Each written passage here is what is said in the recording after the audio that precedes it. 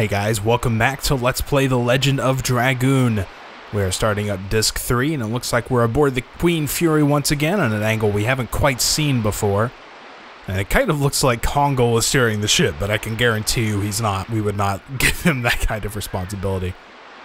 So we're all just kind of hanging out, and it looks like we are approaching our next destination as we start Chapter 3, Fate and Soul.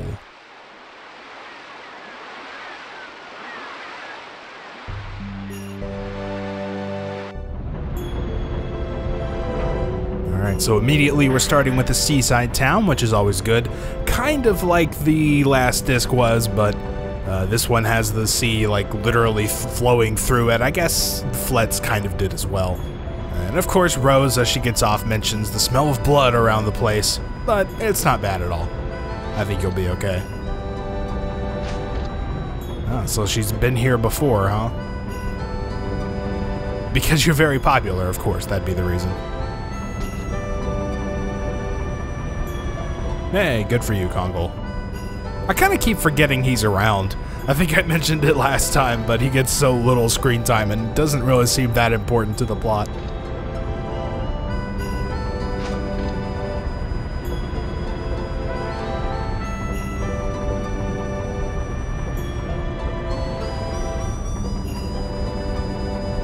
And in order to prevent there being new victims, we have to stop Lloyd, and that we do. Alright, well, here we are. They just dump us off, and actually I need to do a little something real quick. Controller settings to analog. I don't know, I usually don't have to set that, but I guess I did this time for some reason. Okay, so yeah, here we are. I think we can get the name of our town by opening the menu. Fernie is where we're going to be starting out. So, a couple places to explore. We can talk to Kayla if we want. She will actually let us go back if we like, but no, we're good. So there's actually not too much that you can kind of explore here while on the land. You may notice with all the water flowing throughout the city, there are some entrances there that are only available, it looks like, by boat. So there's going to be some stuff that we can't do just walking around up here. We're going to have to find an alternate means of transportation. Even this shop here, we can't buy from this guy unless we approach via the water. We can climb down the ladder and talk to him, but then he'll just talk to us normally, like, dude, I want to buy stuff. No, you have to have a boat. So, oh well, we'll come back later.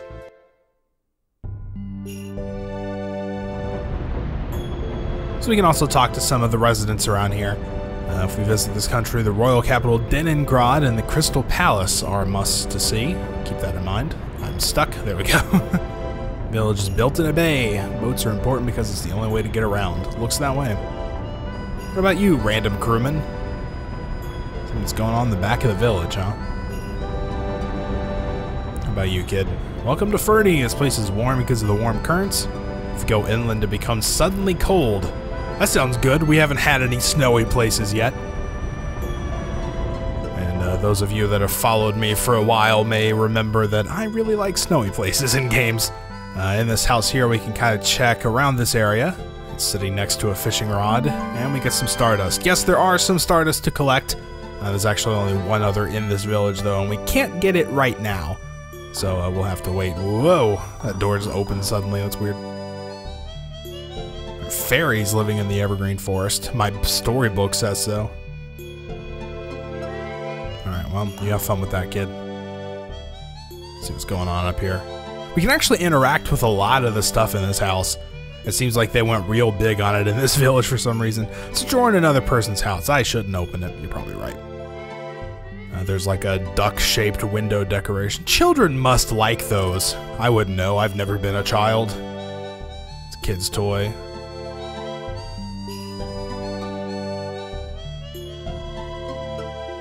Oh no, I shouldn't have read the tale. I'm scared now. Alright, so of course, nothing much going on here. You also notice another boat entrance down there at the bottom.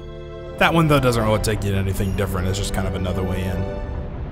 So that crewman said something was going on in the back of the village, and the music change here dictates as much. So you may actually see some somewhat familiar figures around here. If you look on the right and top left, very far left, and bottom left, those are 4 character models that we have seen before. I think even at the very bottom to the left of Dart there, You may notice 3 of them are actually from the arena that we went to way earlier on. One of them is actually Drake's character model from Shirley's Temple. And yeah, so they're reusing all these models, but these are different people. Most of them don't speak and don't have names attached to them. But the one on the right in the arena, that was in the arena, was the one that poisoned us, and he actually does have a different name. He's given one. So, the resident knight here is informing these warriors. It looks like he's called on. There's a wolf in the forest that needs to be slain. A boy from the village Tio disappeared. And the strategy's simple. All of us will beat the bushes. And a 5 times larger prize for the one of you who defeats Kamui. It's the name of the wolf. That's a weird name to say, but we'll have to say it a few times. And the same for the one who saves Tio.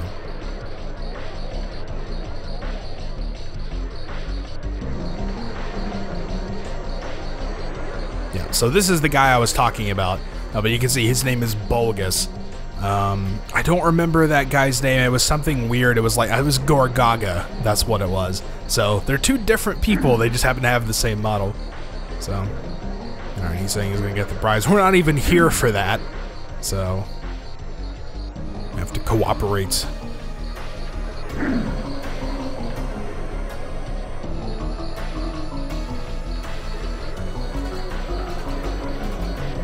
So it looks like some stuff's going on.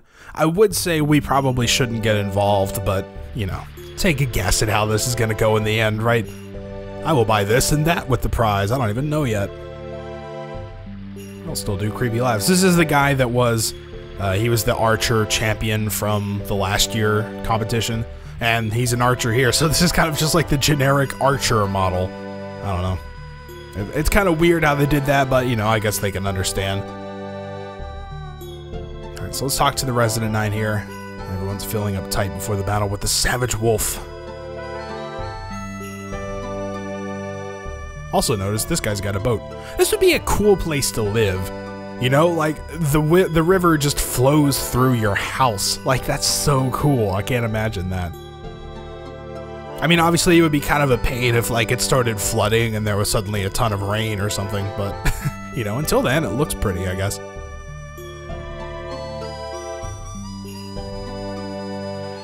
So we'll further explore the area. Not too much more. This is actually the end of the land path. You may notice there's nowhere else to go other than this building. So 3 years ago, Tio brought back an injured wolf cub, and that wolf is the Kamui we're talking about. Interesting. Bar. No one's tending the bar. I need a drink. Whoop. Those are some fast stairs. He just like sprints on them and goes up super fast. National Library in Denningrad. Oh, I'm sure Albert will love that, right? Do something about the wolf. We're not here for that. They've got like 8 warriors. I think they'll be okay. Oop. And you can only slowly walk down those stairs. Man at the rent-a-boat. The mayor gave us an order to rent the boat to warriors for free. Not quite. As travelers, we've just arrived. I mean, we are warriors, but we're not those warriors.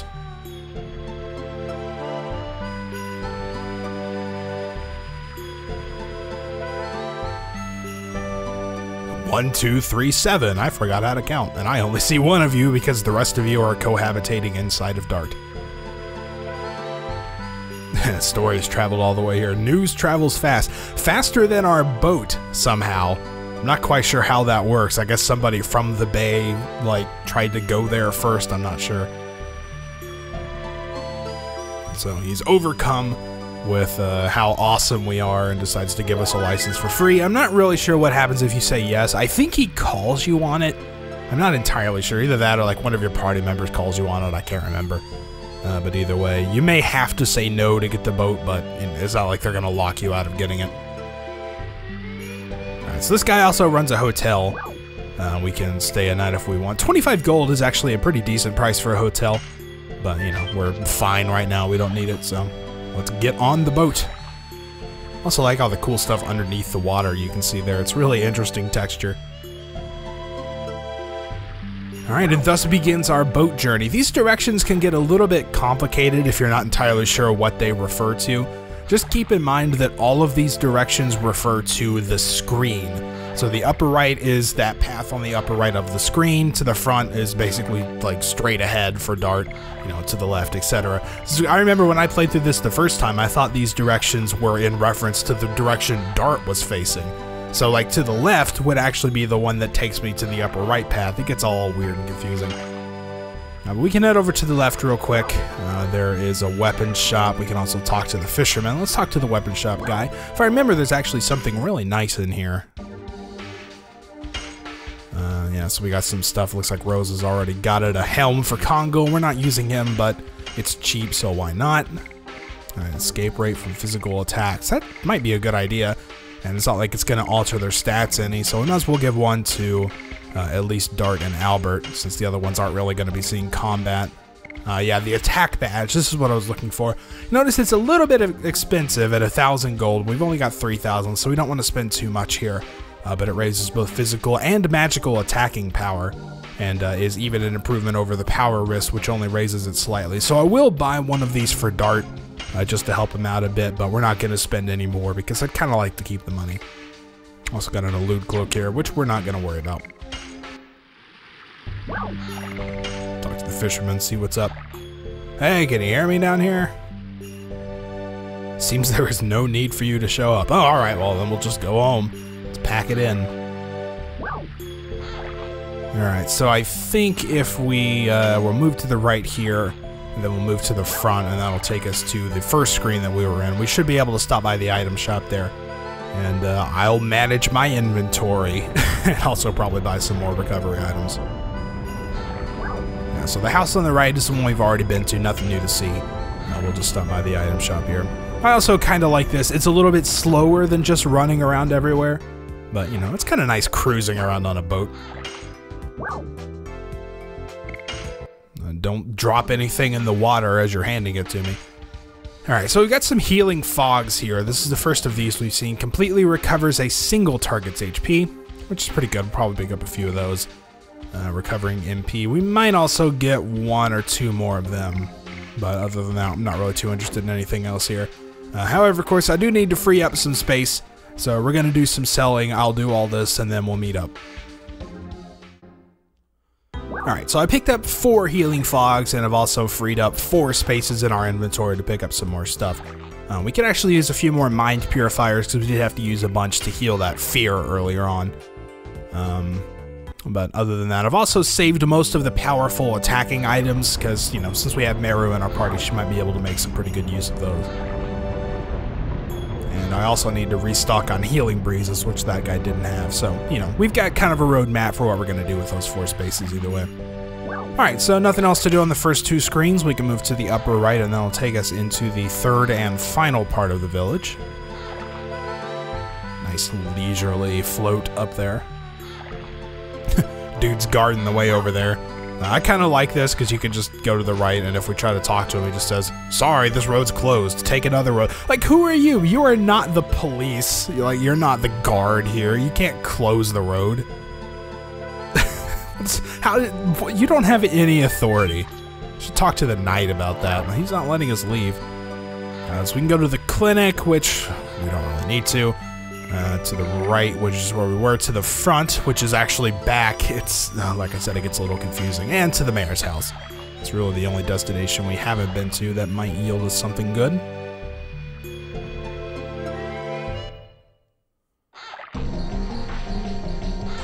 The heroes from Tiberoa. That's not a sentence. You need a verb in there somewhere. Oh, we're here. I don't know how this guy got here. He didn't park his boat anywhere. Does he not have one? You just swim, I guess?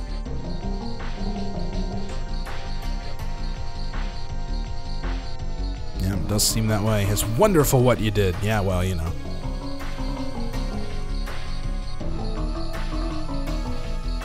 A sad situation in this village. Well, I mean, there's a wolf. I kind of know about it.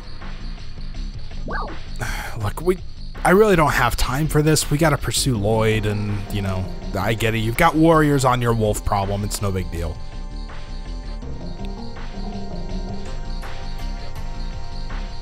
Shauna, don't scare the child. Since that horrible incident, she hasn't opened her mouth. Oh, great. Well, now we're gonna have to do something about it since there's a child that can't speak. Is there a story about the incident? Dart's like, fine, I get it. A few days ago, my daughter was attacked by a wolf. Fortunately, the injury was not bad. However, since then, she hasn't talked at all, probably from the shock of the incident. So, you know, again, that's probably the same wolf that they've been sent to eliminate. Now he's been joined by monsters from the forest and they attack people. Uh-oh.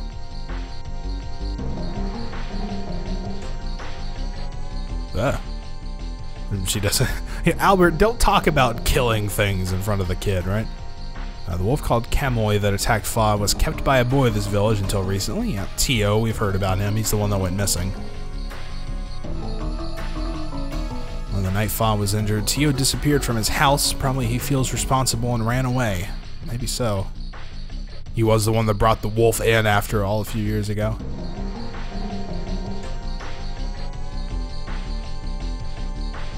Yeah, probably. I mean, there's 8 of them, right? I'm just saying 8, but I didn't really count. And then the music changes. Oh, sorry, I made you listen for so long. Alright, I like this music better. Let's go back to that. Won't you stay at my house for the night? I just told you we don't have time, man.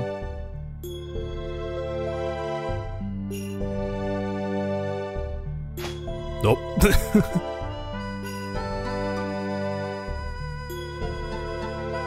Alright, fine. Just to let the mayor know, he's got nothing to do with this situation. It was basically the kid that had to stay and listen, so... Prepare some dinner. Alright, well that sounds good. Can't refuse a free meal, right? And a free place to stay too is not bad. So, he'll let us go out and explore the village, but we've pretty much already done that. There's not really anything else to see for the time being, so we'll just come back and talk to him. And yep, we're ready to stay. Let's have dinner. Wow, it's ready already. Just nuke something in the microwave, or what'd you do?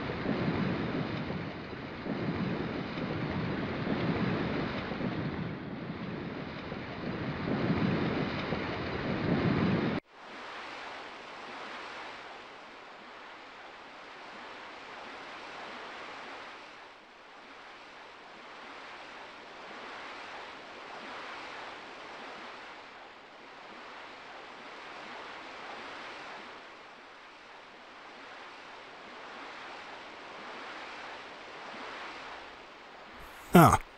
Well, what do you know? That's an interesting development. It's not a coincidence for me to be here. So Haschel's daughter, the one that he's looking for, was the one that originally sang that tune, dedicated it specially to her baby, and Dart's mother dedicated it specially to him. So, yeah, you heard that right. The assumption in that case is that Haschel is actually Dart's grandfather. That's okay. I wouldn't have called that one, but we'll go with it.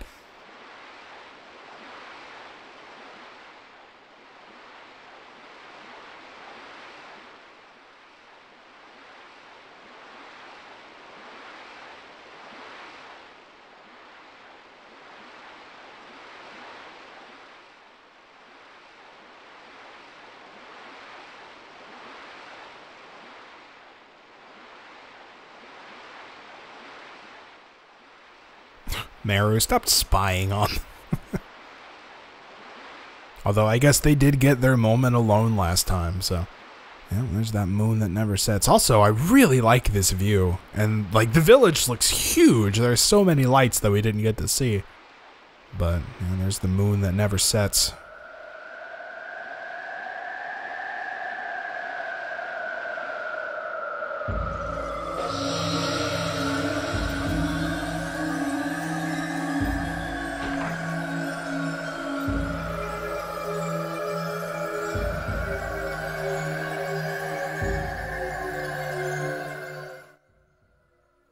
And there she goes with that again. I guess it's been a little while since she's had that kind of thing happen. I remember all the way back from the first disc when it happened the first time, so... It's still not anything we've learned anything more about. It's still just a total, complete mystery at this point. You can stay here forever if you like. You can never leave. Oh wait, no, that's... Alright, so made it through the night. Shauna had some weird stuff happen, but as usual, we're just gonna shrug it off and say we'll figure it out later. So, alright, let's hop on our boat. Thankfully, it didn't float away. We didn't tether it to anything, and the current is very clearly pushing out, so I'm not sure why the boat stayed there, but I don't know, maybe we stole that guy's boat, who knows. Alright, so you may notice the guy that was guarding the road there saying that it was closed is now gone. And we can check out this last building over here. And it turns out that second Stardust that I mentioned is actually in here, and we have to do a weird sort of puzzle to figure this out. So, yeah, this is actually Tio's house. It's huge. I'm not really sure who his parents are, but they've got like a bigger house than the mayor, so dude's got to be rolling in the dough. So you may notice there's a way down there. There's kind of a ladder we can get to, but it's barred off by a door. So we can head the ladder up here. Check all this stuff out. It's the same type as a treasure chest. Believe it or not, both are just chests. And there's actually, it's really hard to see, but there's something you can interact with right there. It's a little rope we can pull. If you take a look at the bottom, you notice we're spinning that little wood plank back and forth. This will sort of open and close a slide, that if we go in this door, we can go down the slide and into the bottom area. Why this is in a house, I really have no idea. But the Stardust is going to be in this metal basin over here. Pull the lever, and that will open the door. There it goes. Then we can climb the ladder, and we're back out. Again, I'm really not sure why such a contraption is in this guy's house. But, I don't know, maybe to give the kids some fun, I guess. Play with the wolf or something, who knows. Alright, so one more screen to the right, and we are out of the village into the overworld of Mielsa. So let's take in the world map music for a bit.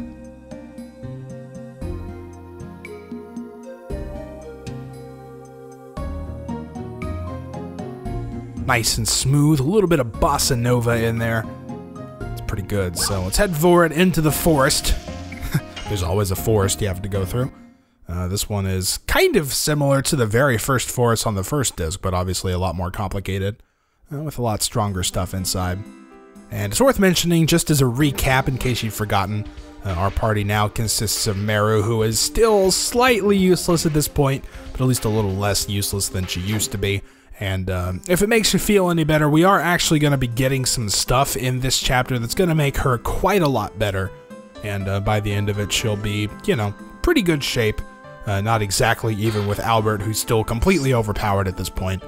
But at least a decent combatant. She'll be worth using. Alright, so it looks like we're going to have our first battle. And it's not like there's anything too radically different here in this disc compared to the other ones.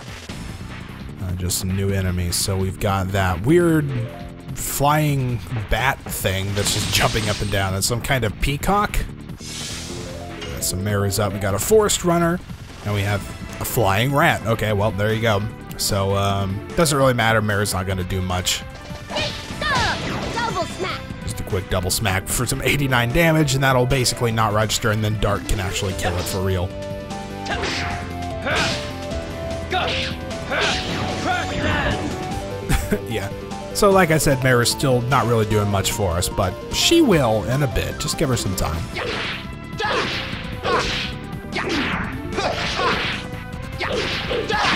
And of course, Albert just absolutely wrecking everything as usual.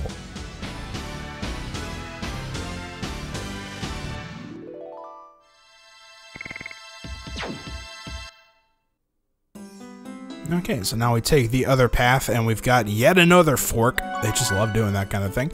I think if we head to the left here, we will actually just get to another chest, and not the way forward, which is where we want to go. Pick this up and get a body purifier. That we did not need. We've got like 4 of those already. So, well, now we've got 5, and then still only like 2 mind purifiers, which tend to be the worst conditions. You know, body purifier. Like, it can cure stun, which is kind of nice. But also just getting hit will cure stun, so it's not like it's a huge deal. Otherwise, like, poison is really not worth worrying about. But, you know, mind purifiers like confusion, bewitchment, fear, despirit, you know, like all that stuff that's really bad. Alright, looks like the same dudes, so let's get out of here. I also just realized that we didn't equip that attack badge on Dart. It hasn't really made a difference up to this point, but you know, it'll be good to have for bosses and stuff. So let's take a look. We've got all this crap. I didn't sell any of my armor, which I should have probably. No, he does have the attack badge. Okay, so we did take care of that. Never mind. Please ignore me. Alright, so we can talk to the kid here. Is this the one that's missing? Maybe. He's running away and hiding in trees and they need help. Oh, what's going on? Whoa. Yikes. Yeah, that's gotta be the one.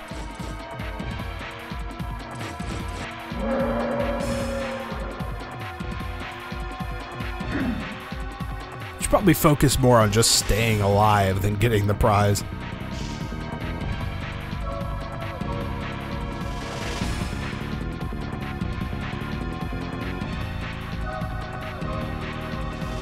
Kamui protected Fa. So I'll protect Kamui this time. We heard a different story in the village. We heard that she was attacked by the wolf.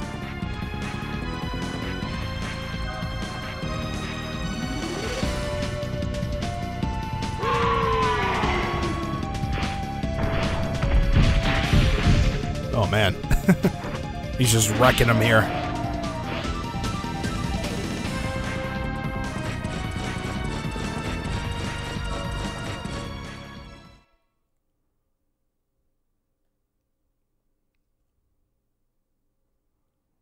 Yeah, I'm sure. I don't know about that. I mean, he put Tio on his back. Like, if he was just a savage beast now, you know, he'd think he would just attack the kid, right? But, you know, he seemed to be also kind of protecting the kid, so maybe not as bad as we thought. Chest up here. Depetrifier. That's also worth mentioning. I think we picked up a de-stone amulet or a depetrification amulet. I forget what it's called. That will protect against petrification, but that's not something we're really going to see anytime soon. So, I don't know. It's not like it's a huge deal.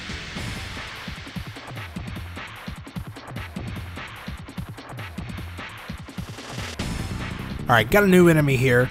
Nothing too special. Again, just kind of, you know, random trash enemies.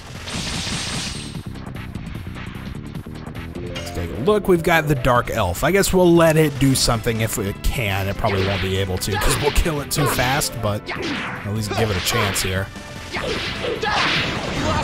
It's kind of an interesting enemy. It's just like your sort of traditional fantasy elf looking dude. And he also like jumps up and does a cool backflip off the guy he's attacking, so hey, you know, it's alright I guess. I'm not really sure what their story is. If it's supposed to be a monster or if there's like a tribe of elves living in the woods. It's not like you ever see one. So it's, I don't know, kind of weird. I'm not quite sure what the backstory is behind this guy. But I don't know, I guess his front story is we're gonna stab him with a sword.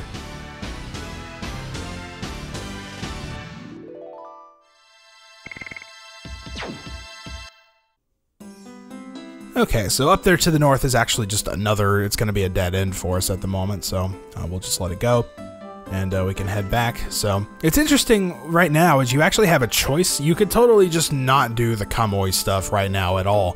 If we just continue on to the left, that'll take us to our next destination and we'll never see the wolf.